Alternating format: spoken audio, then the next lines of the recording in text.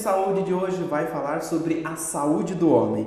E para isso nós convidamos o doutor urologista, doutor José Moisés Terrazas. Tudo bem, doutor? Tudo bem, Michel. Muito obrigado pelo convite. Doutor, para a gente começar aqui o nosso programa, eu quero perguntar por que o homem procura tão pouco o médico?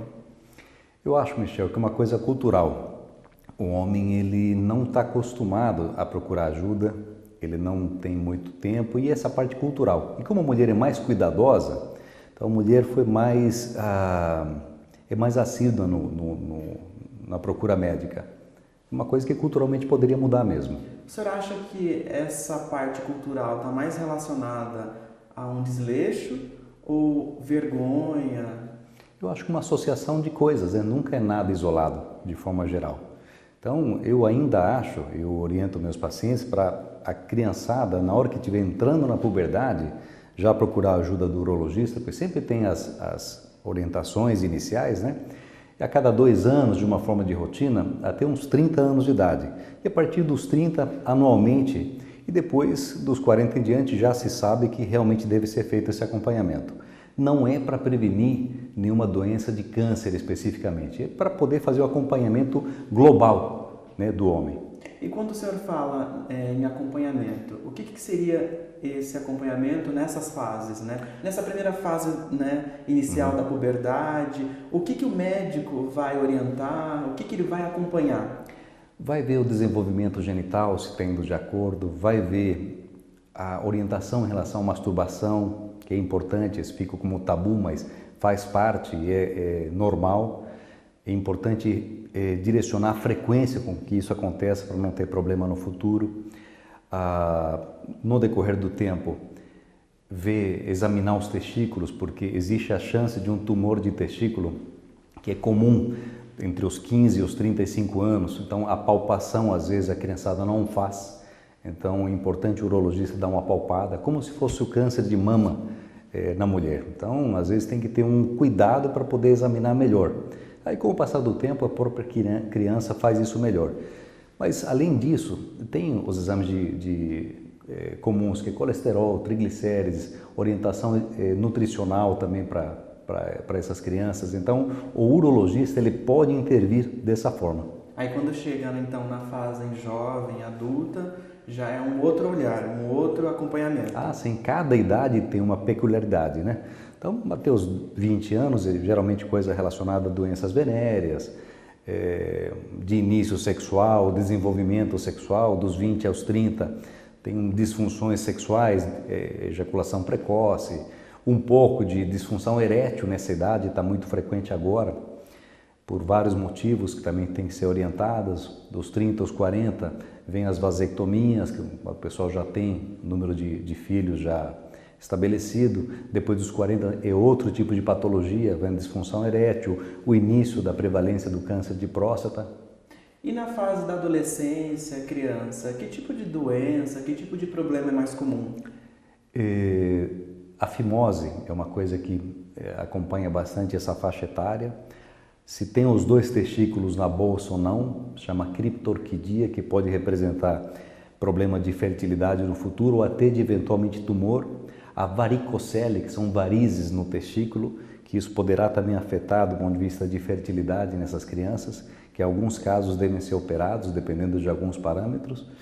Que mais? É basicamente isso nessa faixa etária. Já na fase jovem, adulta, que já tem uma atividade sexual, qual é o problema mais frequente? Geralmente são as doenças venéreas. São as doenças venéreas, que muitas doenças estão voltando novamente. A sífilis, por exemplo, uma doença venérea, né, relacionada à relação sexual, que está voltando com uma frequência maior, talvez porque pela falta de uso do preservativo. O HPV, que felizmente agora nós temos a vacina, né? Então, as doenças venéreas prevalecem nessa faixa etária. O senhor comentou da HPV, né? Em breve vai ter a vacina para os meninos. Para os homens também. Que vai ser no SUS. Sim. Isso. E aí, essa vacina, o que ela ajuda na parte masculina? Na parte masculina. Essas vacinas foram feitas para prevenção dos vírus mais agressivos. Então, tem alguns tipos de vírus, que são o número 14, 16, 18, que são os mais agressivos e relacionados com câncer de pênis ou de colo de útero. Então, o uso dessas vacinas é para diminuir essa incidência. Então, quando a gente fala em HPV, não é uma doença feminina? Não, não. É uma doença global, tanto masculina como feminina. E no caso do homem, ela pode causar um câncer no pênis? Associado a uma falta de higiene, sim. Assim como na mulher também. Então, não é isoladamente. A frequência do homem, né, assim como a mulher faz quando ela vai para o ginecologista, tem que ficar atento aí. Com certeza. E justamente por isso que eu estava orientando isso a cada 2 anos. Agora, desde que não tenha algum problema pontual, por exemplo, está a cada 2 anos, mas a parceira apresentou um HPV, por exemplo, aí tem que vir antes para poder fazer os exames, fazer o tratamento eventual. Doutor, na prevenção, na parte da prevenção, é só a camisinha? É só a camisinha e a vacina. E a gente pode, com a camisinha, além das DSTs, proteger de outras doenças? O preservativo, o uso do preservativo é eficaz em 99% dos casos. Então, é praticamente quase totalmente coberto. Aí tem outros cuidados no sexo oral, né, o momento de colocar o preservativo. E tem a questão da higiene também, que pode trazer câncer. Só para vocês terem uma noção, a maior incidência de câncer de pênis é na região norte e nordeste, onde a incidência de HPV. E em algumas populações específicas pode ocorrer uma falta de higiene. Então, o câncer de pênis no Brasil é maior prevalente lá, nessa região. E o que o homem não faz? O que ele deixa de fazer? É uma higiene feita errada ou por não fazer? Provavelmente é uma higiene feita errada, né? Pessoas que demoram um tempo, talvez não tomem banho todo dia, né? E uma frequência alta de parceiras. E essa parte de higiene, então, é muito fundamental, importante. Fundamental. Porque além do câncer, ela pode trazer outros problemas, infecções. Claro, porque pode levar infecções na parceira, né? Então, além do câncer, tem infecções, junta fungos, as bactérias, então a baixa resistência.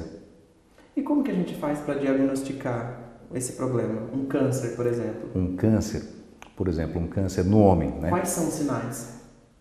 Geralmente o câncer no pênis é uma ferida que não sara. A pessoa tem uma ferida, tem uma casquinha, sai a casquinha, passa o tempo, cicatriza um pouco, depois volta a ferida. Mas é uma ferida severa, uma ferida com sangramento? Uma ferida que inicialmente é uma ferida pequena, ela vai crescendo.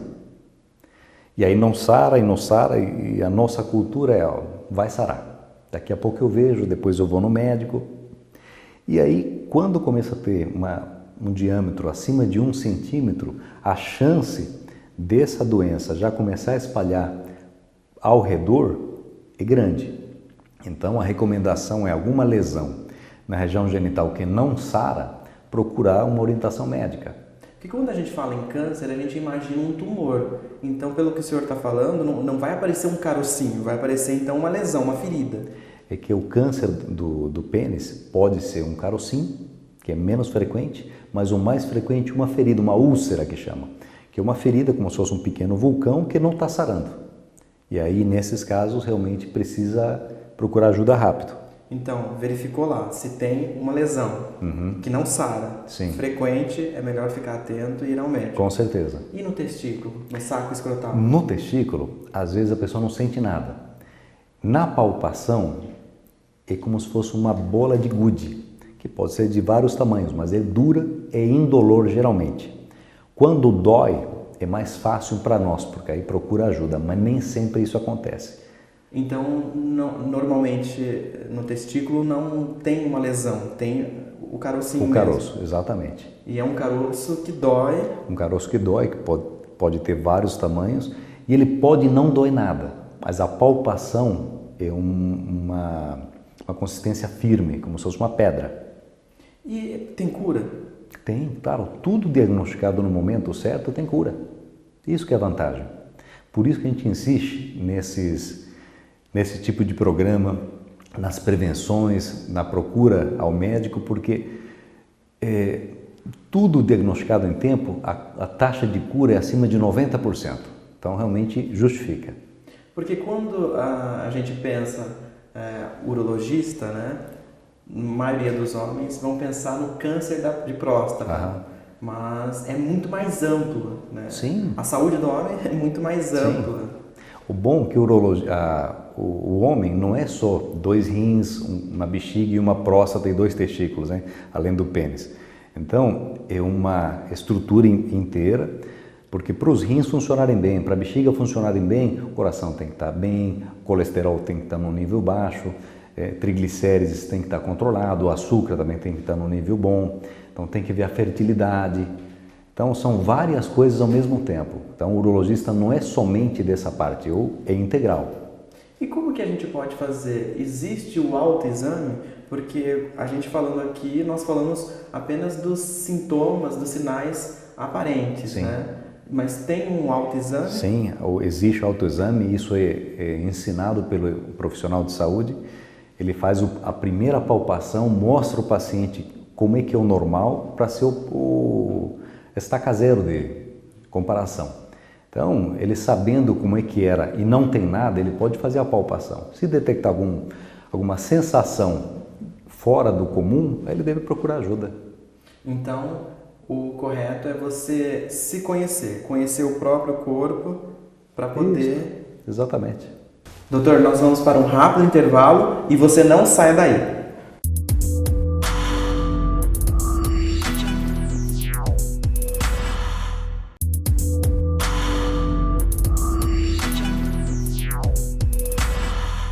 Estamos de volta para o segundo bloco do Momento Saúde e hoje estamos falando sobre a saúde do homem. Para isso, quem está aqui ao meu lado é o Dr. José Moisés Terrazas. Doutor, para iniciar o nosso segundo bloco, a doença da próstata, né? O câncer de próstata. Uhum. É só o câncer que a gente pode ter na próstata? Não, tem várias outras doenças na próstata.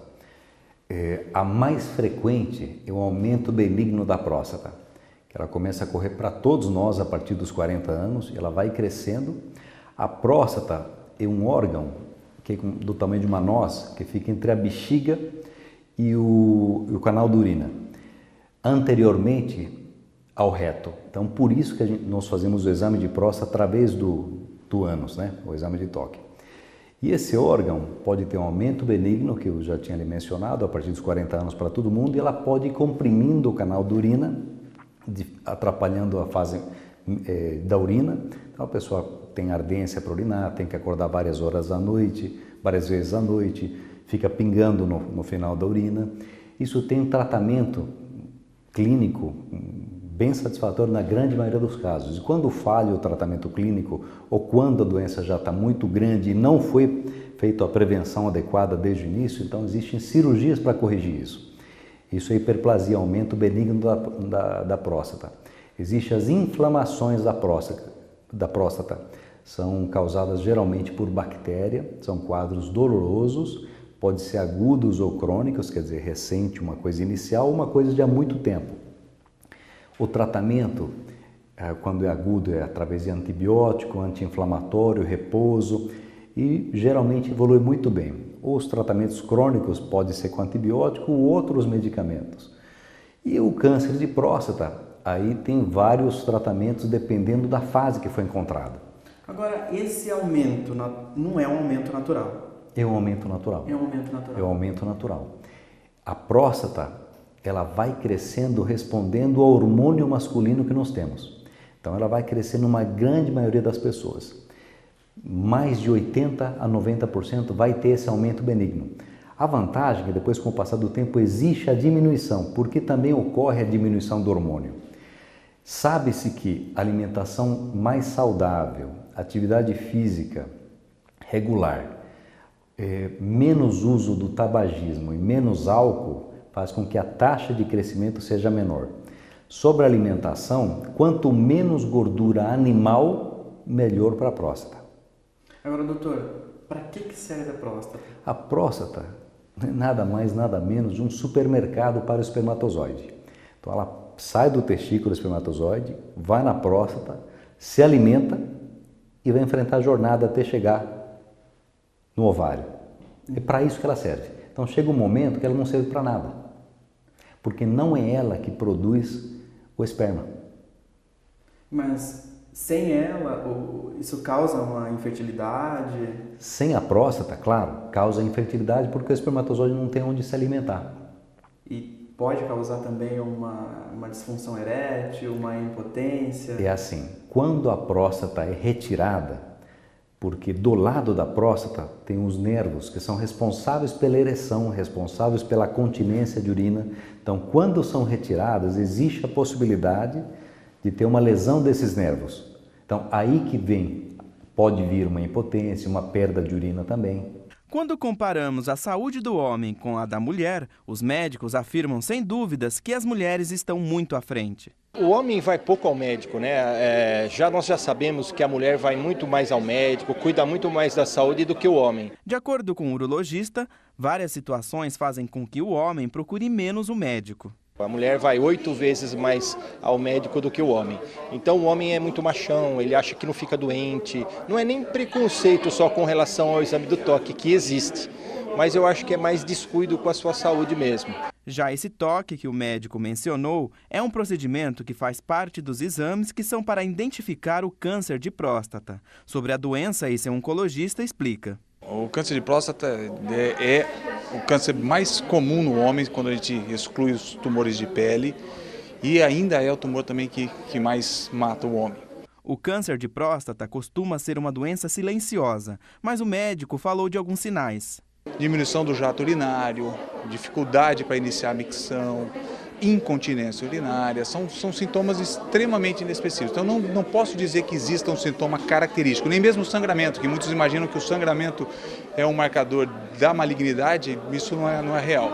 O pai do taxista Júlio teve câncer na próstata e morreu da doença. Esse histórico familiar fez com que ele ficasse atento. Os médicos já orientaram todos aqueles que os filhos, né, também pudessem fazer esse exame, para que não pudesse lá na frente ter as mesmas consequências que ele teve. Eu, que era o mais chato, que todos os anos, passava mais anos, e eu não fazia prevenção. Mas hoje, graças a Deus, eu estou aqui, fiz a prevenção e daqui para frente está sempre preparado. Já o Antônio, que também teve caso de câncer na família, reforça que os preconceitos têm que acabar. Nós temos que fazer, é uma coisa normal. A gente tem aquela restrição, o homem, mas é uma das maneiras mais sólidas de você saber se você está com um problema ou não. A prevenção é o melhor caminho, não importa a época. O Novembro Azul se encaixou bem nesse contexto de alerta à população, de mostrar para a população masculina que é importante estar indo no urologista. Não é só novembro, os pacientes brincam, estou vindo aqui em novembro. Não, tem que ir o ano inteiro. Muitos homens são preconceituosos e por este preconceito eles vão pagar lá na frente, porque aí é pior, gente. Vai ser pior a situação. É melhor fazer um exame simplesinho agora do que você ter que passar por uns procedimentos mais difíceis, horrorosos e dolorosos. A gente precisa entender o que é o exame de PSA. O exame de PSA é uma abreviação do inglês que significa antígeno específico da próstata. E aí, esse exame de PSA, que é necessário para verificar algum problema na próstata, ou existem outros tipos de exames para se verificar? A recomendação hoje da Organização Mundial da Saúde é não se confiar num método só. Então, é feito o exame de toque retal associado com PSA. Tem que fazer os dois. Tem que fazer os dois. Além do PSA, existe um terceiro exame? Ou só esses dois já são 100% de eficácia do resultado? Olha, do ponto de vista estatístico, para o câncer de próstata, sim. Sim. Para o aumento benigno da próstata, aí é necessário uma ultrassonografia que também demonstra o tamanho interno dessa próstata, a situação dos rins em relação à bexiga. Mas para o câncer de próstata, sim. E o câncer, ele pode trazer uma disfunção erétil? O câncer de próstata? O câncer de próstata, isoladamente, ele pode sim. Quando o câncer está bem avançado e esse câncer já invadiu os nervos que são responsáveis pela ereção, pode dar impotência também. E aí, só para ficar claro para o telespectador, quando a gente fala em disfunção erétil, significa a impotência sexual. Exatamente. Perfeito. E um dos principais fatores de risco do câncer de pênis e do testículo tem ali uma característica, além daquele problema que a gente falou da higiene, mas alguma coisa que a gente faça que possa causar, além da higiene? O senhor comentou o álcool, o tabagismo. Sim, de forma geral, o uso exagerado do álcool, né, é uma das causas para muitos cânceres, não somente para esses do trato urológico, mas o cigarro, indubitavelmente, para a via urinária, é um dos maiores fatores de risco mesmo. E no homem mais velho, né? Andropausa, o que significa isso, doutor? Normalmente esse termo andropausa é um termo um pouco mais antigo. Hoje chama-se deficiência androgênica do homem, né? Parcial geralmente. Então isso pode acontecer a partir dos 50 anos, onde ocorre um declínio natural dessa dosagem do hormônio. E pode representar como a diminuição da libido, diminuição da vontade de ter diminuição das ereções, perca da massa muscular, alterações do sono. Então, o que é interessante é que são pacientes que, repondo o hormônio, retorna a qualidade de vida, não quando eles tinham 30 anos, isso não tem como voltar atrás, mas melhora muito a qualidade de vida e assim, se adequa à idade que eles estão. Doutor, quando a gente fala em ejaculação precoce, isso é um problema mais psicológico ou é um problema fisiológico? Geralmente uma combinação de fatores. Eles são... Sabe qual a porcentagem de ejaculação precoce dos homens entre os 20 e os 70 anos? Não. 70%. 70%. Então, uma porcentagem ampla. É claro que existem vários graus, né? O grau mais frequente é quando existe a penetração, ocorre de 5 a 10 movimentos e já ocorre a ejaculação. Esse é o mais frequente. Existem casos tão graves quanto o homem está vendo a parceira se despir e já está ejaculando. E o inverso, quando demora, também é problema? O inverso também é problema por causa da mulher e do homem também, que acaba ficando cansado e não consegue. É mais difícil de tratar a anorgasmia, que significa a ausência de ejaculações. E nos dois casos, como que funciona o tratamento? Geralmente o tratamento para não conseguir ejacular é algum bloqueio psicológico. Então nós precisamos da ajuda do psicólogo, do psiquiatra para ter essa abordagem. Na ejaculação precoce existem técnicas para poder retardar isso, exercícios e tratamento com medicamentos, que são bem satisfatórios e rápidos de ação. E o que incluiria essa técnica? São exercícios de compressão da glande, de compressão da região perineal, que significa uma região entre o ânus e a bolsa escrotal, uma compressão que pode impedir, pode bloquear a ejaculação. É um problema que dá para resolver. Dá para resolver. Dá para resolver. Doutor, e a fimose? A fimose é quando a pele do prepúcio não deixa a cabeça ficar exposta. Essa é a fimose. Nem sempre é necessário fazer a cirurgia. A cirurgia deve ser feita ou quando não sai, atrapalhando a pessoa para poder ter relação sexual. E também a higienização. E também a higienização. Ou quando sai ela fica comprimindo, obstruindo como se fosse um anel. Aí também é necessário fazer a cirurgia. Mas aí, como é que faz? Às vezes tem lá um adolescente, ou até mesmo um jovem, adulto, tem vergonha. Não tem que ter vergonha, tem que ir no médico, tem que procurar o médico. Porque, na verdade, quando o pessoal vem e procura ajuda, depois de passar por essa fase da vergonha, quando resolve, a pessoa sempre, invariavelmente, fala, puxa, como é que eu não procurei ajuda antes? No caso do homem mais velho, né? O senhor recomenda a vasectomia? Olha, a vasectomia é um procedimento seguro, mas ele não é 100%. Por que ele não é 100%? Nem a laqueadura e nem a vasectomia são 100%. O único procedimento 100% que causa esterilidade é a retirada do útero da mulher. Então não vai ser feito isso. Porque 1 em cada 2.000 casos pode ocorrer a recanalização. A cirurgia pode ter sido feita perfeitamente, mas um caso em 2.000 pode ocorrer a recanalização. Naturalmente? Naturalmente. O corpo, o organismo... O organismo faz isso. A vida procura a vida. E aí, consequentemente... Portanto, a recomendação é nunca brigar de cara até fazer exame de esperma para confirmar e comprovar, né, que ocorreu essa recanalização. Doutor, e homem precisa fazer reposição hormonal ou isso é só com a mulher? Não. É aquilo que a gente estava conversando. O homem, quando é detectado os sintomas, os sinais e a queda de hormônio no exame de laboratório, aí deve fazer a reposição hormonal, porque melhora a qualidade de vida. E quais são os sinais de que precisa dessa reposição? O que acontece? A dosagem hormonal do hormônio testosterona fica baixa, ele tem uma piora na qualidade do sono, ele tem uma falta de libido, ele tem dificuldade de ereção, perda de massa muscular. Então, nesses casos, precisa fazer a reposição. Essa reposição deve ser feita com cuidado, porque todo medicamento, e ainda medicamento hormonal, tem os efeitos colaterais. Então tem que acompanhar com os exames laboratoriais a cada 6 meses, tem que fazer a parte da próstata também a cada 6 meses nesses casos, e o ganho na qualidade de vida é muito grande, então é uma coisa que realmente compensa. Mas isso é no caso do homem mais velho, ou não, jovem? Olha, a partir dos 50 anos, a partir do momento que detectar esse declínio hormonal, é possível fazer o tratamento, não só o homem mais velho.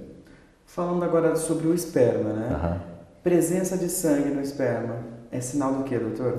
Presença de sangue no esperma, de cada 20 casos, um caso costuma ser uma coisa mais preocupante.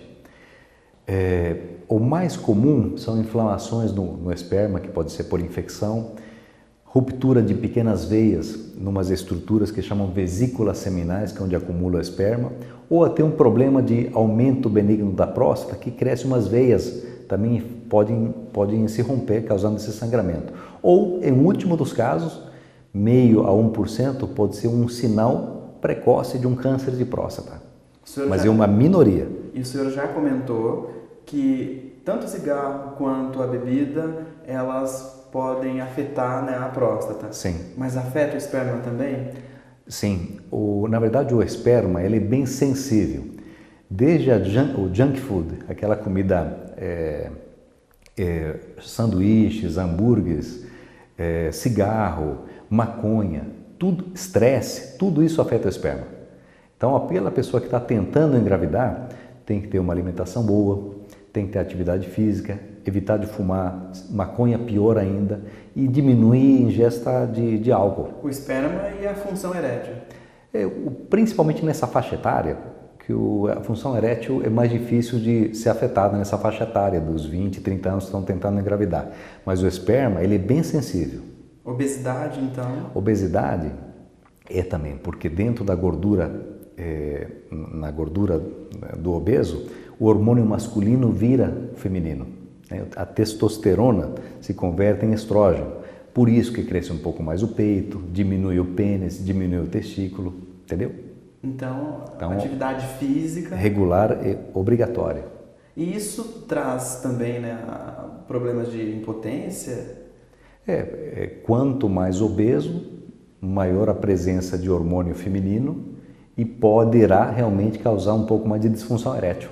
E sobre a qualidade do esperma, né? Uma cor mais amarelada, existe um padrão? Olha, não. O volume do esperma vai de 1,5 ml até 4. Isso variação normal. A cor depende do tempo que a pessoa fica sem ter relação sexual. O cheiro depende até de coisas da alimentação ou até de infecções que possa ter tido. Mas se não tem um sinal aparente como sangue, como é que você pode perceber que o seu esperma não está bem? Porque geralmente não é isoladamente só esperma. Se tiver alguma inflamação, o testículo é bem sensível. Então, antes de dar alteração no esperma, vai alterar o testículo, vai ficar sensível, vai ficar com dor, vai ficar inchado. Agora vamos tirar a dúvida do homem de casa, né? Tamanho de pênis. Existe um tamanho padrão, um tamanho que seja considerado o normal? Olha, Isso foi feito um estudo já, e onde se viu que 97% do homem brasileiro, durante a ereção, é de 15 a 17 centímetros. 97%. Fora disso, ou... Abaixo de 4 centímetros é micropênis, e essa variação é dentro da normalidade. Ok, doutor. Nós vamos para um rápido intervalo e você não saia daí.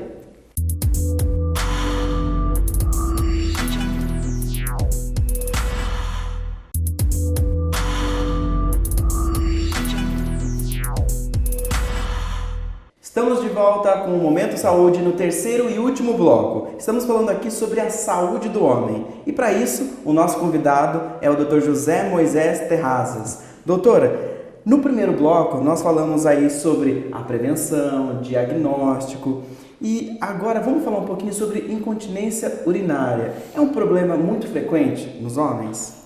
É um problema bastante frequente, principalmente nas mulheres, nos homens também, mas relacionados após a cirurgia de próstata.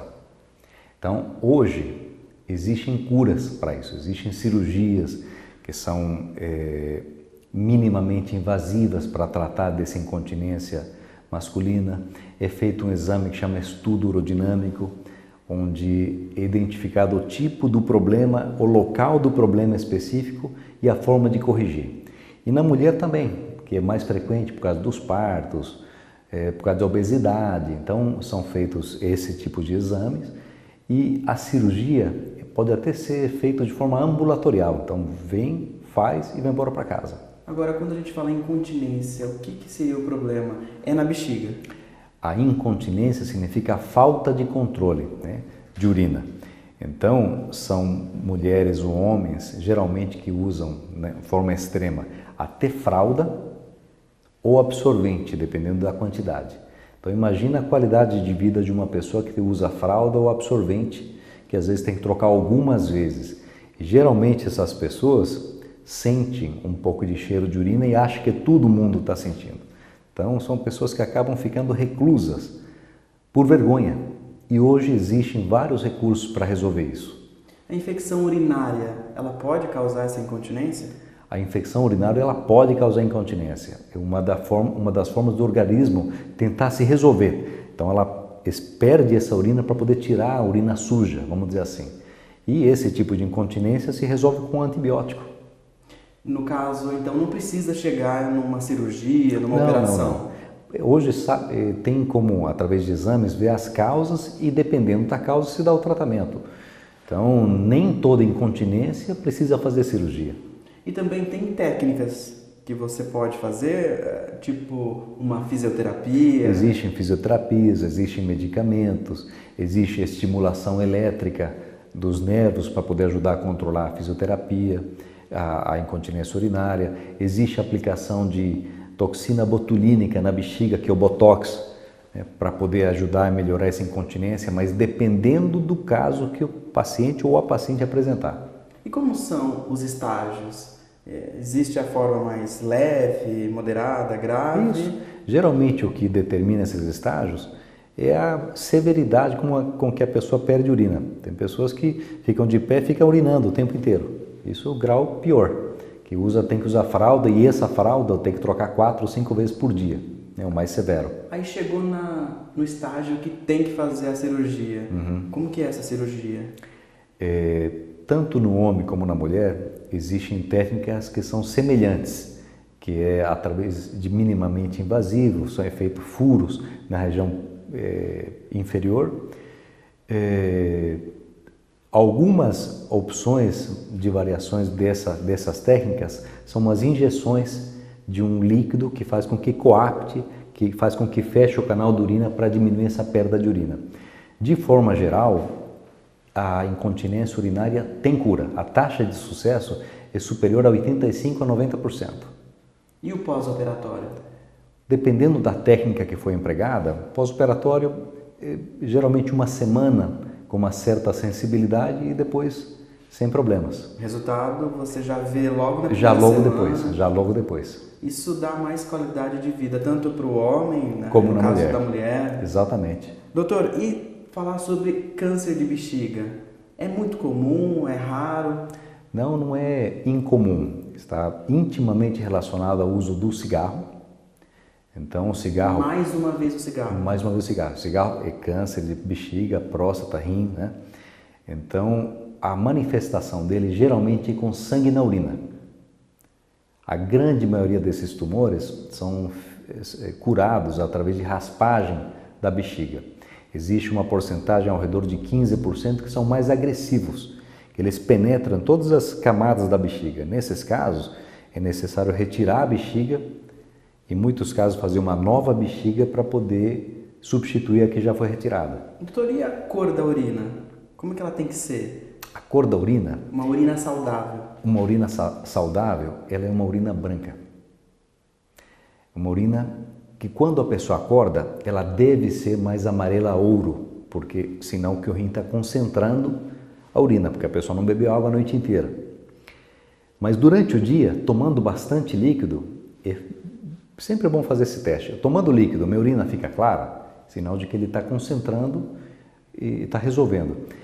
Quando a pessoa toma bastante água e não consegue ficar clara, pode ser um sinal de anormalidade. Alterações na urina, como presença de espuma. Todo mundo que urina tem uma certa quantidade de espuma, só que desaparece rapidamente. Existe uma presença de espuma que é de doença, que é patológica, que é a presença de proteína na urina. Então, é uma espuma que fica armada e poderá ser desfeita com o passar do tempo, mas é diferente daquela espuma que desfaz rapidamente. Sangue na urina? Não pode ter. Não pode ter. Isso é sinal de... De várias coisas. Sinal de que precisa investigar. Existe sangue na urina que é familiar, que não tem problema nenhum. Mas para chegar nesse ponto é necessário fazer uma investigação extensa para poder excluir várias doenças. Então, para ficar bem esclarecido, para ficar bem explicado, cor clara. É isso. É isso. Se tiver diferente, procura um ajuda. Exatamente. E sobre o Novembro Azul... Como que surgiu o Novembro Azul? Isso é uma coisa muito interessante. Em 1999, um grupo de amigos australianos num bar decidiram que alguém precisava cuidar dos homens e chamaram, para chamar essa atenção, decidiram por deixar crescer o bigode e fizeram isso todos os anos. A partir de 2003, que o governo australiano decidiu implementar a saúde do homem, e sendo o mês de novembro, particularmente porque o câncer de próstata, o dia do câncer de próstata é dia 17 de novembro. E azul porque é o azul que foi atrelado ao homem, né? Então, todo novembro azul ficou com essa característica. E então, o pessoal coloca como novembro azul um dia oficial, um mês oficial da saúde masculina, não somente do câncer de próstata, é da saúde masculina. Então tá errado você imaginar ou pensar de que Novembro Azul é o mês do câncer de próstata. É porque é no dia 17 Exatamente, de novembro. mas não é somente. Muito mais. É muito mais, é global, é global. É da saúde masculina. Doutor, e sobre quando a gente fala Novembro Azul, temos antes Outubro Rosa, e o homem também pode ter o câncer de mama. O homem também pode ter. Nos é mamilos. Menos frequente, mas foi muito legal você ter colocado, porque com o uso de anabolizantes hoje, o pessoal de academia, então aumentou novamente o risco de câncer de mama relacionado aos anabolizantes. Então a atenção é de os adolescentes ou o pessoal que faz academia e usa anabolizantes, se tiver o crescimento do mamilo, é bom procurar o urologista para poder fazer o diagnóstico. Por quê? O que causa o anabolizante? É desequilíbrio hormonal, onde como a glândula mamária é muito sensível aos hormônios, então tendo esse desequilíbrio hormonal poderia em alguns casos desencadear um câncer de mama. Mas é como a obesidade, a gordura que pode transformar o hormônio masculino? Até seria o mesmo princípio, só que um hormônio que é de fora e muito maior a concentração do que o de dentro. Perfeito. Doutor, vamos falar agora sobre sexo oral. Sexo oral também pode causar câncer? O sexo oral não tem como causar câncer. Nem no genital e nem na garganta? Não, não tem. Existem alguns relatos da pessoa que tinha HPV no pênis e onde a parceira fez sexo oral e essa pessoa desenvolveu um câncer de garganta. Mas são relatos de caso, então não tem como confirmar isso. E de onde surgiu? Então é um mito essa questão de relacionar esse câncer de garganta. É que na medicina não existe sim ou se não. Geralmente é o provavelmente sim ou provavelmente não. Então, como ninguém tem a certeza absoluta nisso, então é melhor tomar cuidado. Então, assim, se uma pessoa está com verruga visível, não vai fazer um sexo oral, a pessoa nela por um risco eventual que possa ter. E a melhor prevenção é a camisinha. Exatamente. Tanto aí no caso a masculina, quanto também a feminina. Sem dúvida. Doutor, eu quero agradecer aqui a sua participação. Muito obrigado, eu agradeço a oportunidade, estou sempre à disposição. E aí, o pessoal de casa que de repente quiser encontrar o senhor? Nós estamos aqui no Centro de Urologia Campinas, no Chapadão, Avenida João Herbolato, número 281. O que precisar, nós estamos aqui às ordens. Doutor, mais uma vez, muito obrigado. E você aí de casa que quiser participar do nosso programa, pode mandar a sua sugestão ou perguntas para a página do Facebook da TV Câmara Campinas. Até o próximo programa.